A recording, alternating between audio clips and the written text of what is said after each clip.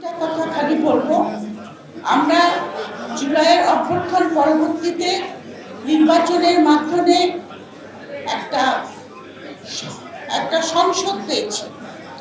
তো এই কথাটা দুটো জিনিস মনে রাখতে হবে, এই সংসদের বা এই গভর্নমেন্টের। সেটা হলো, প্রথম কথা, জুলাই সনদের স্বীকৃতি দিতে হবে তাদের।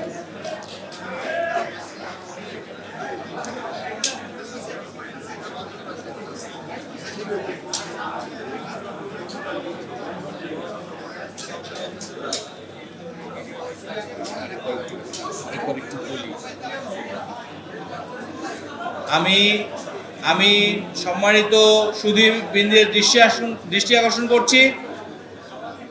সম্মানিত সুধীবৃন্দ, আপনারা দয়া করে নিজ নিজ আসন গ্রহণ করুন এবং আমাদের অতিথি এখানে যে বক্তব্য দিচ্ছেন আপনারা দয়া করে ধৈর্যের সাথে বক্তব্যে মনোযোগ দিন।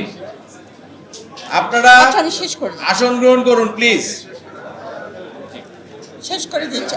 প্রথম কথা হলো, যে সংসদটা হয়েছে আমাদের মনে রাখতে হবে, এই সংসদটা হলো ট্রানজিশনাল সংসদ।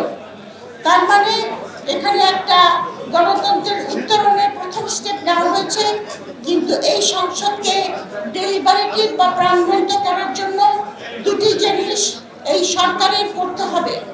একটা হলো জুলাই সনদকে এই সংবিধানের অংশ করে নিতে হবে, কারণ যেটা গণভোটে পাস হয়ে গেছে তার উপরে কোনো কনস্টিটিউশন নাই।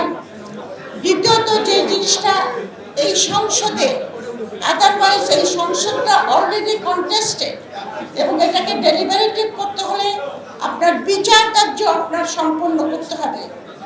আপনার বিডিআরের হত্যাযজ্ঞ থেকে শুরু করে শাপলা সত্যযুদ্ধ, হাসিনার আমলের গুম খুন, 24-এর আন্দোলনের ফলে, আপরাইজিংয়ের ফলে যারা প্রাণহানি ঘটেছে তাদের প্রত্যেকের জন্য ন্যায় বিচার প্রতিষ্ঠা করতে হবে। ন্যায় বিচার প্রতিষ্ঠা না করলে পরে আপনার সোসাইটির যে মরাল ফ্যাব্রিক, মরাল অর্ডার যেটা ভেঙে যায় যে কোনো আপরাইজিংয়ের পরে, সেটাকে রেস্টোর করা সম্ভব হবে না। দ্বিতীয় কথা হলো যে এই বিচার কার্য না হলে পরে আপনার যারা ক্ষতিগ্রস্ত হয়েছে, যাদের প্রিয়জন মারা গেছে, তাদের যে আপনার হিলিং, এটা হবে না এবং এর পরবর্তীতে আবার এক ধরনের আপরাইজিং হওয়া একটা ভয় থাকে। তো আমি এইটুকু বলি শেষ করব।